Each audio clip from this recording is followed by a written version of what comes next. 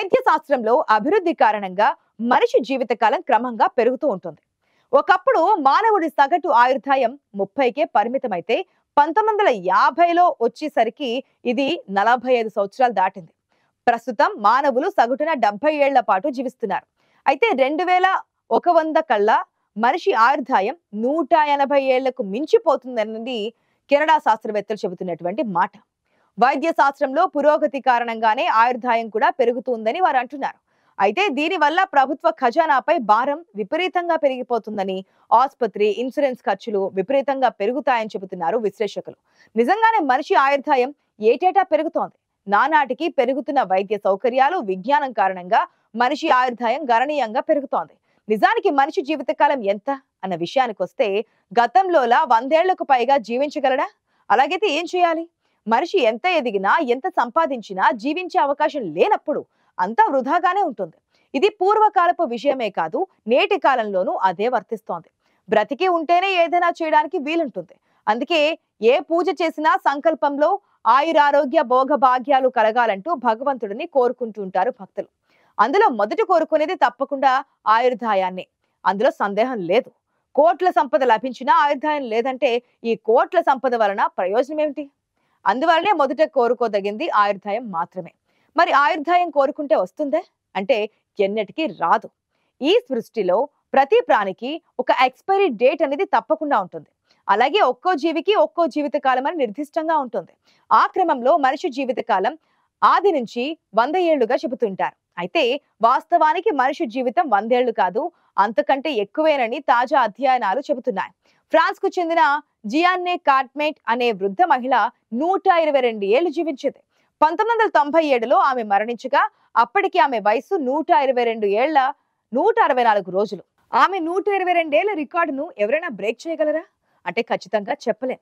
అయితే ఈ శతాబ్దం చివరి నాటికి 122 ఏళ్లు దాటి జీవించి ఉంటారనడానికి దాదాపు 100% అవకాశం ఉందని అంచనా వేస్తున్నారు అధ్యయన పరిశోధకులు.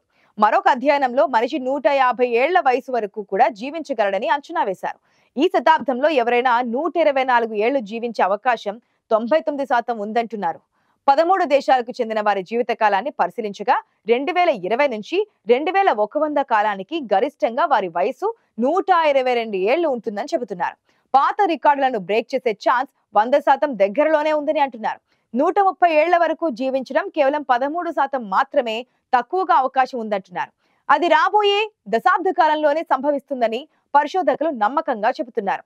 ప్రస్తుతానికి తగినంత నిద్ర లేకపోవడం, వ్యాయామాలు చేయక ఒత్తిళ్ల నుంచి కోలుకోలేని వారి సామర్థ్యం చాలా తక్కువగా ఉందని చెబుతున్నారు. 120 నుంచి 150 ఏళ్ల వయసు మధ్య వారిలో శరీరంలోని శక్తి వయసుతో పాటు క్రమంగా క్షీణించినట్లుగా గుర్తించారు. వృద్ధాప్య సమయంలో శరీరం శక్తిని కోల్పోతుందని, తద్వారా గరిష్ట ఆయుష్ను తగ్గించే అవకాశం ఉందంటున్నారు. డోసీ అనే ఇండెక్స్ ద్వారా మనిషి జీవిత కాలాన్ని అంచనా వేశారు యూనివర్సిటీ ఆఫ్ వాషింగ్టన్ పరిశోధకులు. నిజానికి ఇదో రకమైన బ్లడ్ టెస్ట్ గా చెప్పొచ్చు. ఆ తర్వాత వచ్చిన ఫలితాలను పరిశీలిస్తే మనుషుల ఆయుర్దాయం పెరుగుతోంది. 100 ఏళ్ల పైన జీవించే వారి సంఖ్య క్రమంగా పెరుగుతోందని అంటున్నారు పరిశోధకులు.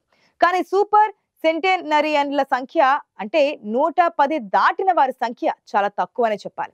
2100 నాటికి మానవ జీవితకాలం ఎంత ఎక్కువ ఉంటుందో అంచనా వేసేందుకు వాషింగ్టన్ యూనివర్సిటీకి చెందిన పరిశోధకులు పీర్స్ రెప్టరీ అనే కామన్ టూల్ కూడా ఉపయోగించారు. భవిష్యత్ ఆయుర్దాయం ఆధారంగా మరణాలను అంచనా వేశారు. 10 యూరోపియన్ దేశాలలో కెనడా, జపాన్, అమెరికా నుంచి సూపర్ సెంటెనరియన్లను ట్రాక్ చేశారు. అందులో చాలా షాకింగ్ విషయాలు కూడా వెల్లడించారు. మనిషి జీవితకాలం ఎంత అని ఎక్కడా లేదు. అయితే మనం ఊహించుకున్న దానికన్నా ఎక్కువేనని తేలడం ఆశ్చర్యంలో ముంచెత్తేలా చేస్తుంది.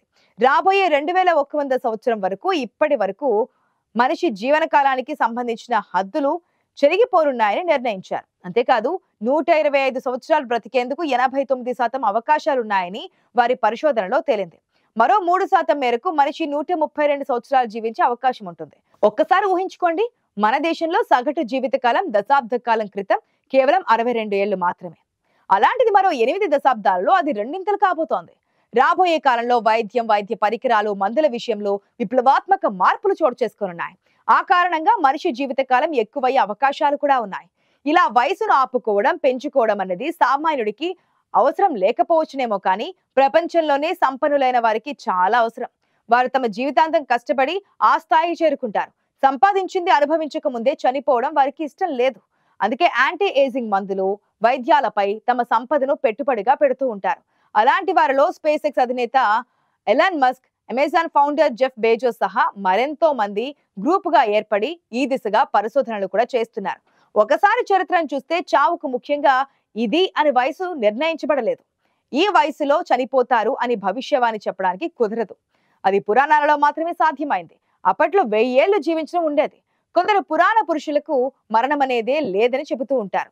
ఆ విషయాలను కాస్త పక్కన పెడితే 100 ఏళ్లను దాటి దశాబ్దం పూర్తి చేసుకున్న వారిని సూపర్ సెంటేరియన్స్ అంటున్నారు పరిశోధకులు. ప్రపంచవ్యాప్తంగా వారు ప్రస్తుతం చాలా తక్కువ సంఖ్యలో ఉన్నారు. అయితే ఉండడానికి మాత్రం ప్రపంచమంతా ఉంటున్నారు. వారిని కలుసుకొని వారి ఆరోగ్య రహస్యం గురించి తెలుసుకునేందుకు యూనివర్సిటీ ఆఫ్ వాషింగ్టన్ సభ్యులు చాలా కష్టపడ్డారు. 2020లో జరిగిన ఈ పరిశోధనలకు ప్రపంచవ్యాప్తంగా 1910 తర్వాత పుట్టిన వారందరినీ ట్రేస్ చేయడం జరిగింది. ఈ వ్యక్తుల డేటా అన్ని దేశాలలో అందుబాటులో లేదు. ప్రపంచం మొత్తంలో కేవలం 13 దేశాలలో మాత్రమే ఈ వివరాలు నమోదవుతున్నాయి. దాంతో ఆ 13 దేశాలకి వారి పరిశోధన పరిమితమైంది. నిజానికి ప్రాథమికంగా అమరత్వం అన్నది మనుషుల వయసుతో పాటే పెరుగుతూ ఉంటుంది. ఉదాహరణకు చాలా మంది 20 సంవత్సరాలలో కాకుండా 80 సంవత్సరాలలో మరణించే అవకాశం కూడా ఉంటుంది. కానీ స్థానిక కాలమాన పరిస్థితులను బట్టి, అక్కడి వాతావరణం బట్టి కొందరు మాత్రం సుదీర్ఘ కాలం జీవిస్తూ ఉంటారు.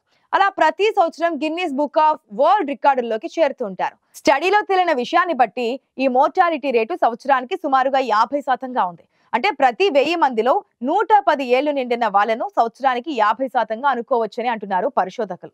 500 మంది దాకా 111వ సంవత్సరం రాకముందే చనిపోవచ్చున్నారు. అయితే 10 లక్షల మందిలో కేవలం ఒక్క సూపర్ సెంటేనిరియన్లు 130 ఏళ్ల వయసును చేరే అవకాశం ఉంది. వారిలోనూ ఆడ మగ ఏ దేశం అన్నది వారు కూడా ప్రధాన పాత్ర పోషిస్తుంటాయి. అయితే వారు అంత సుదీర్ఘకాలం ఎలా జీవించగలుగుతున్నారన్న విషయంపై ఇంకా పరిశోధనలు కొనసాగుతున్నాయి.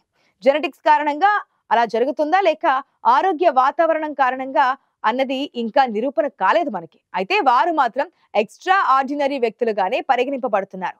అదే సమయంలో 2080 నాటికి సూపర్ సెంటెనేరియన్స్ సంఖ్య 1,00,000 అటు ఇటుగా 3 లక్షలకు మించి ఉండబోతుందని గుర్తించారు.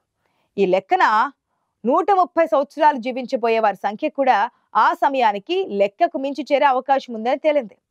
ఆ సమయానికి మెడికల్ సర్వీసులలో గణనీయమైన అభివృద్ధిని కూడా లెక్కలు వేయగా అప్పుడు సుదీర్ఘకాలం జీవించే మనుషులు సర్వసాధారణ విషయంగా మారనున్నారని వారు నిర్ణయించారు. కాబట్టి అన్ని అనుకూలిస్తే 100 ఏళ్లు దాటి జీవించడం రాబోయే 10 ఏళ్ల కాలంలోనే సాధ్యం కానుందని అంటున్నారు నిపుణులు.